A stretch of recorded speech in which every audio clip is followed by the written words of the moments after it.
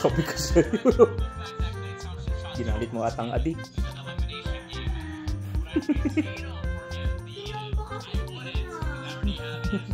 Galit ang adi. Punta ka daw sa makulit. Pagka manonood. Pagkakain, kakain. Hindi yung habang kumakain, nanonood. Nababali na yung leg mo na gano'n, no?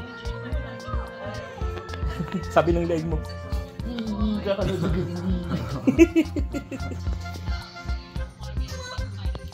Ano?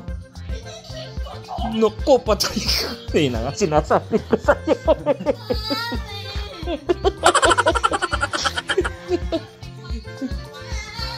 Oh, makikinig na ka na sa ina. Makikinig ka na sa ina. Oh.